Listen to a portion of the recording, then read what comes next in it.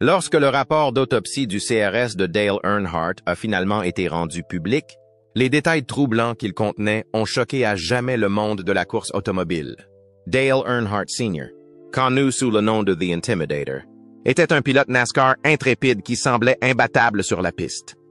Pendant plus de 20 ans, il a été un pilote de premier plan, remportant 7 championnats et gagnant le respect des fans du monde entier. Ce Chevrolet No. 3 noir était l'une des voitures les plus célèbres des courses américaines. Mais les informations contenues dans son rapport d'autopsie étaient si graves que la NASCAR a immédiatement modifié ses règles de sécurité. Qu'est-ce que les médecins ont découvert exactement qui a fait dire à tout le monde que c'était inquiétant? Le jour où tout a changé. Le 18 février 2001 a commencé comme n'importe quel autre jour de course au Daytona International Speedway. Dale Earnhardt Sr., surnommé l'Intimidateur, était au volant de sa célèbre Chevrolet No. 3 noir. Les fans se pressaient dans les tribunes, les moteurs rugissaient, et personne n'aurait pu imaginer qu'à la fin de la journée, la NASCAR perdrait l'une de ses plus grandes légendes. Dale court depuis plus de 20 ans. Il avait remporté 7 championnats et survécu à d'innombrables accidents qui auraient mis fin à la carrière d'autres pilotes. Il était dur, intrépide et semblait presque indestructible sur la piste. C'est pourquoi ce qui s'est passé ensuite a été si choquant. Pendant le dernier tour de la Daytona 500, Dale faisait ce qu'il faisait le mieux, protéger ses coéquipiers, son fils Dale Jr., et le pilote Michael Waltrip se disputaient de la première et la deuxième place. Dale Sr. était derrière eux, empêchant les autres voitures de passer. C'était une décision intelligente. Une stratégie d'équipe qui montrait à quel point il était expérimenté. Mais à l'entrée du virage 4, alors que le drapeau à damier n'est plus qu'à quelques secondes, quelque chose ne va pas. La voiture de Sterling Marlin est entrée en contact avec le pare-chocs arrière de Dale. Ce n'était pas un choc violent, juste une légère bosse qui arrive tout le temps en course. Mais à 160 milles à l'heure, le moindre contact peut être mortel. La voiture de Dale commence à glisser sur la piste, puis remonte soudainement vers le mur extérieur. La voiture de Ken Schrader est arrivée à sa hauteur et les deux véhicules sont entrés en collision. La Chevrolet numéro 3 de Dale heurte alors de plein fouet la barrière de béton. De l'extérieur, l'accident n'avait pas l'air si grave. Il n'y a pas eu d'incendie, pas d'explosion. Pas de retournement spectaculaire, juste une voiture qui a heurté un mur et s'est arrêtée en glissant. Mais quelque chose n'allait pas du tout. Et les détails troublants trouvés dans le rapport d'autopsie de Dale Earnhardt Sr. allaient bientôt révéler ce qui s'est passé pendant ces quelques secondes qui ont tout changé. Les premiers signes que quelque chose n'allait pas, Ken Schrader a été la première personne à atteindre la voiture de Dale après l'accident. En tant que pilote, Ken avait vu beaucoup d'accidents.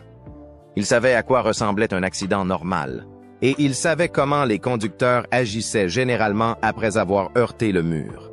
Mais lorsque Ken a regardé par la fenêtre de la voiture numéro 3, son visage a changé du tout au tout. Ken a ensuite déclaré aux journalistes qu'il ne décrirait pas ce qu'il a vu ce jour-là. Il a dit qu'il ne pouvait pas en parler, non pas parce qu'il voulait protéger la vie privée de Dale, mais parce que ce dont il avait été témoin était trop troublant pour être décrit avec des mots. Sa réaction a été le premier signe qu'il ne s'agissait pas d'un accident comme les autres. Les équipes médicales se sont précipitées sur les lieux en quelques minutes. Ils travaillent rapidement pour sortir Dale de la voiture et l'emmener dans une ambulance. Mais alors qu'ils l'installent sur une civière, quelque chose semble différent. Les bruits habituels d'un conducteur se plaignant d'être blessé ou demandant des nouvelles de sa voiture ne se faisaient pas entendre. Il n'y avait que le silence. L'ambulance se rend au centre médical de Halifax, à 2 kilomètres de l'autodrome. Les médecins et les infirmières sont prêts à intervenir. Ils avaient déjà traité de nombreuses blessures de course et savaient comment s'occuper des cas les plus graves. Mais cette fois-ci, leur expertise n'a pas suffi.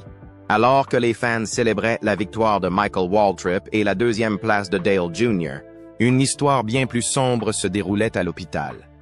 L'équipe médicale découvrait des choses qui seraient plus tard détaillées dans le rapport d'autopsie. Des découvertes si troublantes qu'elles entraient à jamais la communauté des coureurs automobiles.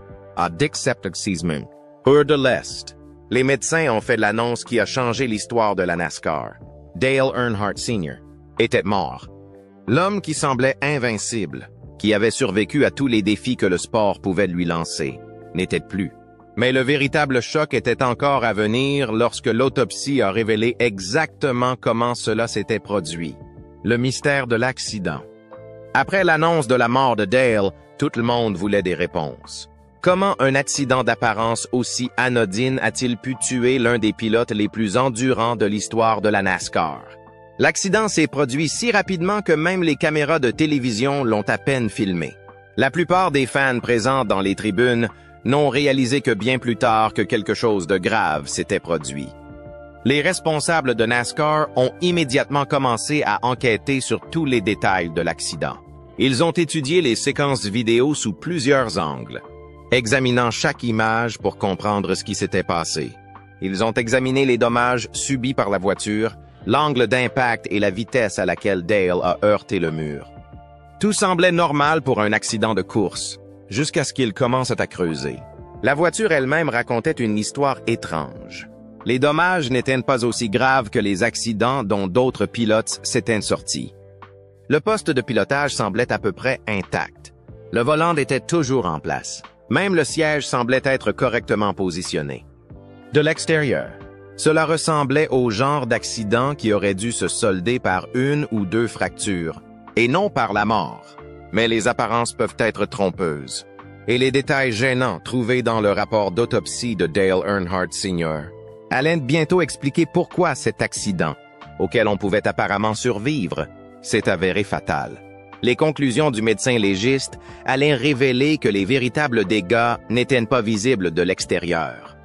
Cela s'est produit à l'intérieur du corps de Dale d'une manière à la fois choquante et déchirante. Les experts en course automobile ont commencé à réaliser qu'ils ne comprenaient pas les accidents aussi bien qu'ils le pensaient. Si Dale Earnhardt pouvait mourir dans ce qui semblait être un accident banal, alors tous les pilotes sur la piste étaient plus en danger qu'on ne l'avait imaginé. Le sport a besoin de réponses, et il en a besoin rapidement. Le rapport d'autopsie allait apporter ces réponses, mais les détails troublants qu'il contenait allaient être plus difficiles à accepter que quiconque ne le pensait. Ce que les médecins ont trouvé n'explique pas seulement comment Dale est mort, mais révèle également que la NASCAR a ignoré un problème mortel pendant des années. L'autopsie commence. Le bureau du médecin légiste du comté de Volusia est habitué à traiter des cas difficiles, mais l'autopsie de Dale Earnhardt Sr. ne ressemblait à rien de ce qu'ils avaient eu à traiter auparavant. Le monde entier des courses automobiles attendait des réponses. Chaque découverte sera examinée à la loupe, chaque détail sera analysé et chaque conclusion façonnera l'avenir du sport. Le docteur Thomas Parsons, le médecin légiste associé, a commencé son examen en sachant que son rapport serait lu par des millions de personnes. Il se devait d'être minutieux, précis et totalement honnête sur ce qu'il avait trouvé. Les détails troublants qu'il s'apprête à découvrir choquent même les professionnels de la santé les plus expérimentés. La première chose que le docteur Parsons a remarqué que les blessures de Dale n'étaient pas celles qu'il s'attendait à voir dans un tel accident. Il y avait des côtes cassées, une cheville fracturée et des lésions à la poitrine causées par le harnais de sécurité. Il s'agissait de blessures graves, mais le conducteur pouvait y survivre et s'en remettre. Le véritable problème est tout autre. En poursuivant son examen, le docteur Parsons poursuivait son examen, il a découvert la blessure qui a tué Dale Earnhardt Sr. Il s'agissait d'une fracture basilaire du crâne, une rupture à la base du crâne qui affecte la zone autour du tronc cérébral. Ce type de blessure est presque toujours mortel car il perturbe la connexion du cerveau avec le reste du corps. La fracture a été décrite comme une fracture annulaire, c'est-à-dire qu'elle a fait le tour de la base du crâne de Dale. Elle s'est produite lorsque sa tête a été violemment projetée vers l'avant pendant l'accident, puis s'est refermée tout aussi violemment. Le mouvement n'a duré qu'une fraction de seconde, mais il a été suffisant pour causer des dommages dévastateurs. Cette découverte est d'autant plus troublante qu'elle signifie que Dale est mort instantanément. Il n'a pas souffert. Il ne s'est pas débattu. Il n'a pas eu la possibilité de lutter pour sa vie. En instant. Il était en course et l'instant d'après, il n'était plus là. Pour un homme qui s'était forgé une réputation de dur à cuire et de ne jamais abandonner, c'est une fin déchirante. Mais le rapport d'autopsie n'était pas encore terminé. Le docteur Parsons avait d'autres détails troublants à découvrir, et chacun d'entre eux ajouterait une nouvelle pièce au mystère de la disparition soudaine de l'une des plus grandes légendes de la NASCAR. La vérité choquante sur l'équipement de sécurité. Alors que le docteur Parsons continuait à examiner le corps de Dale, il fit une autre découverte troublante qui allait faire l'effet d'une onde de choc dans la communauté des coureurs automobiles. L'équipement de sécurité censé protéger Dale avait connu des défaillances auxquelles personne ne s'attendait. Ces constatations figurent parmi les éléments les plus controversés du rapport d'autopsie. Le harnais de sécurité à 5 points, qui maintenait Dale dans son siège, présentait des signes de tension extrême. Les ceintures avaient laissé des marques profondes sur son corps, preuve qu'elles avaient travaillé dur pour le maintenir en sécurité pendant l'accident. Mais quelque chose n'allait pas avec la ceinture abdominale gauche, la partie qui passe en travers de la taille du conducteur sur le côté gauche. Selon le rapport d'autopsie, cette pièce cruciale de l'équipement de sécurité s'était complètement rompue. La ceinture qui était censée maintenir le bas du corps de Dale en place s'est rompue, ce qui lui a permis de glisser vers l'avant de son siège lors de l'impact. Ce mouvement a pu contribuer au traumatisme crânien fatal qui l'a emporté. La découverte de la ceinture cassée a soulevé des questions troublantes sur les normes de sécurité de la NASCAR. Comment une pièce d'équipement à laquelle les conducteurs confiaient leur vie pouvait-elle simplement se briser? S'agissait-il d'un défaut de fabrication? Avait-elle été mal installée? Ou y avait-il quelque chose dans l'accident qui avait créé des forces trop fortes pour qu'une ceinture puisse les supporter? Bill Simpson, dont l'entreprise fabriquait la ceinture de sécurité, s'est retrouvé au centre d'une tempête de critiques. Certains accusent son produit d'être à l'origine de la mort de Dale. D'autres ont défendu la ceinture, affirmant qu'elle s'était comportée aussi bien qu'on pouvait s'y attendre dans des conditions impossibles. La controverse a pris une telle ampleur que Simpson a fini par recevoir des menaces de mort de la part de fans en colère. Mais le détail le plus troublant est ce que cela signifie pour les autres pilotes. Si l'équipement de sécurité de Dale Earnhardt pouvait tomber en panne, tous les coureurs sur la piste étaient potentiellement en danger. Le rapport d'autopsie avait révélé un problème qui allait bien au-delà d'un accident tragique. Il mettait en évidence les faiblesses de l'ensemble du système de sécurité sur lequel la NASCAR s'appuyait depuis des décennies. Cependant, au fur et à mesure que les investigations se poursuivaient, une vérité encore plus choquante est apparue sur ce qui avait réellement causé les blessures mortelles de Dale. La rupture de la ceinture, bien que grave, n'était pas le principal coupable. Le vrai tueur est un élément qui aurait pu être évité. Et cette constatation s'est avérée être le détail le plus troublant de tous. La véritable cause de la mort. En examinant le rapport d'autopsie de Dale Earnhardt, Sr. S., les experts ont remarqué quelque chose de très troublant. Dale Earnhardt n'était pas le premier pilote de NASCAR à mourir d'une fracture basilaire du crâne.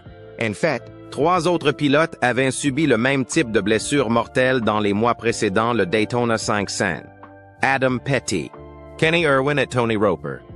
Il ne s'agissait pas d'une coïncidence, mais d'une épidémie. La NASCAR avait un problème mortel, et les dirigeants du sport ne l'avaient pas reconnu avant qu'il ne soit trop tard. Les détails troublants trouvés dans le rapport d'autopsie de Dale Earnhardt Sr. S. n'étaient que la preuve qu'un danger caché mettait en péril la vie des pilotes depuis des mois. Le docteur Randy Hanslick, président de l'Association nationale des médecins légistes, a examiné le rapport d'autopsie de 7 pages et a confirmé les pires craintes de chacun. La fracture basilaire du crâne a été causée par le violent mouvement de fouet de la tête de Dale lors de l'accident. Il s'agissait d'un problème de physique dont la solution était simple, mais la NASCAR n'avait pas exigé des pilotes qu'ils l'utilisent. La solution s'appelait un dispositif HANS, Head and Neck Support Equipment, qui reliait le casque du conducteur à ses épaules. Ce dispositif aurait empêché la tête de Dale de basculer d'avant en arrière avec une telle force meurtrière. Ce dispositif est disponible depuis des années, mais la plupart des conducteurs, dont Ems, Dale, refusent de le porter. Dale avait été l'un des plus grands détracteurs du dispositif HANS. Il le trouvait inconfortable et limitait sa capacité à tourner la tête pendant la course. Il pensait que la course automobile était censée être dangereuse et que trop d'équipements de sécurité nuiraient à l'excitation de ce sport. Malheureusement, cette attitude lui a peut-être coûté la vie. Robert Hubbard, l'inventeur du dispositif Hans, a étudié le rapport d'autopsie et est arrivé à une conclusion déchirante. Je ne peux pas promettre que le dispositif Hans aurait sauvé tout le monde dans ce type d'accident, a-t-il déclaré, mais il l'aurait aidé. Ces mots entreront à jamais la communauté des coureurs automobiles. Le détail le plus troublant est que la mort de Dale aurait pu être évitée. La technologie existait pour lui sauver la vie. Les connaissances étaient là. L'équipement était disponible. Mais la fierté, la tradition et la résistance au changement l'ont empêché d'entrer dans sa voiture en ce jour fatal de février. La controverse de la dissimulation. Lorsque les résultats de l'autopsie ont été rendus publics, certains ont commencé à se demander si la NASCAR et le médecin légiste disaient toute la vérité. Les détails troublants trouvés dans le rapport d'autopsie de Dale Earnhardt Sr. étaient déjà assez choquants. Mais des rumeurs ont commencé à se répandre selon lesquelles des informations encore plus graves étaient cachées au public. La controverse s'est concentrée sur les photographies de l'autopsie. En Floride, ces dossiers sont normalement des documents publics que tout le monde peut demander à consulter. Mais la veuve de Dale, Teresa Earnhardt, a saisi la justice pour que les photos soient mises sous scellé. Elle a fait valoir que leur publication causerait une douleur inutile à la famille et aux fans. Le journal Orlando Sentinel a contesté la décision, affirmant que le public avait le droit de voir toutes les preuves. Il souhaitait qu'un expert médical indépendant examine les photos pour vérifier les conclusions officielles. La bataille juridique a duré des mois, suscitant plus de questions que de réponses. Finalement, la législature de Floride a adopté la loi sur la protection de la famille Earnhardt, qui a rendu les photos, vidéos et enregistrements audio des autopsies confidentielles, exigeant une ordonnance du tribunal et la présentation d'un motif valable pour les divulguer. Certains fans ont développé des théories de conspiration sur ce que les photos pourraient montrer. Ils se demandaient si les blessures de Dale étaient encore plus graves que ce qui avait été rapporté, ou s'il y avait des signes d'autres problèmes que la NASCAR voulait garder secrets. Le mystère n'a fait que s'épaissir lorsque plusieurs secouristes ont donné des versions contradictoires de ce qu'ils avaient vu sur le lieu de l'accident. Tommy Probst, l'un des premiers secouristes à atteindre la voiture de Dale, a insisté sur le fait que la ceinture de sécurité était encore intacte à son arrivée. Mais les membres de l'équipe Richard Childress Racing ont affirmé avoir vu une ceinture complètement déchirée. Ces récits contradictoires ont alimenté les spéculations sur ce qui s'est réellement passé. Le docteur Barry Myers, expert en traumatisme lié aux accidents de la route à l'université de Duke, a finalement été choisi pour étudier de manière indépendante la mort de Dale. Son rapport allait contribuer à dissiper une partie de la controverse. Mais il allait aussi révéler d'autres détails troublants qui rendaient la tragédie encore plus difficile à comprendre. La vérité, lorsqu'elle a finalement été révélée, était à la fois plus simple et plus complexe que ne le laissaient entendre les théories du complot. Mais le mal était déjà fait. La controverse avait semé le doute quant à l'engagement de la NASCAR en faveur de la sécurité et de la transparence. Des questions qui prendraient des années à être résolues. L'enquête qui a tout changé. L'enquête de la NASCAR sur la mort de Dale a coûté plus d'1 million de dollars et a duré des mois. Le rapport de 300 pages qu'elle a publié était l'étude de sécurité la plus complète de l'histoire des courses automobiles. Les conclusions de l'enquête ont confirmé les détails troublants de l'autopsie et ont révélé le nombre de choses qui ont mal tourné en même temps pour provoquer une telle tragédie. L'équipe d'enquêteurs a reconstitué chaque seconde de l'accident à l'aide de caméras à grande vitesse, de simulations informatiques et de mannequins d'essais de choc. Ils ont déterminé que la voiture de Dale a heurté le mur à un angle spécifique, entre 55 et 59 degrés, qui a concentré toute la force de l'impact directement dans la zone du cockpit. La vitesse de l'accident a été estimée entre 157 et 161 miles par heure. Bien que cela semble incroyablement rapide, c'était en fait dans la fourchette des accidents auxquels d'autres pilotes avaient survécu. La différence réside dans l'angle et la façon dont la tête de Dale s'est déplacée lors de l'impact. Les enquêteurs ont mesuré les forces impliquées dans l'accident, en effectuant des tests sur des traîneaux avec des voitures identiques à celles de Dale. Dale a subi ce qu'ils ont appelé une impulsion de choc, qui a duré environ 80 millisecondes, soit moins d'un dixième de seconde. Mais pendant ce bref instant, son corps a été soumis à des forces équivalentes à une chute d'une hauteur de près de 62 pieds. L'enquête a également permis d'étudier la voiture de Dale dans les moindres détails. Ils ont examiné chaque boulon, chaque soudure et chaque pièce d'équipement de sécurité. Ils ont constaté que la voiture s'était comportée exactement comme prévu. Le problème était que la conception n'était pas assez bonne pour protéger les conducteurs de certains types d'accidents. La découverte la plus troublante est que la mort de Dale aurait pu être évitée de multiples façons. Un dispositif pour les mains lui aurait sauvé la vie. Des barrières plus souples sur les murs auraient réduit les forces d'impact. Même de petites modifications de la position du siège ou de la conception du harnais auraient pu faire la différence. Mais la conclusion la plus importante est peut-être que la NASCAR a ignoré les signaux d'alarme pendant trop longtemps. La série de fractures du crâne chez d'autres pilotes aurait dû déclencher une action immédiate. Au lieu de cela, le sport a choisi de ne réagir qu'après que sa plus grande star a payé le prix ultime.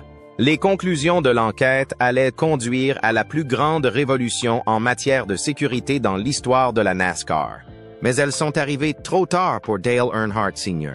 Sa mort est devenue le signal d'alarme qui a permis de sauver d'innombrables autres vies. Comment la mort de Dale a sauvé des vies? Si rien ne pouvait ramener Dale Earnhardt Sr., les détails troublants trouvés dans son rapport d'autopsie ont conduit à des changements qui ont sauvé des centaines de vies. La NASCAR s'est servi de cette tragédie pour transformer complètement la sécurité dans les courses automobiles, créant ainsi un héritage dont Dale lui-même aurait été fier.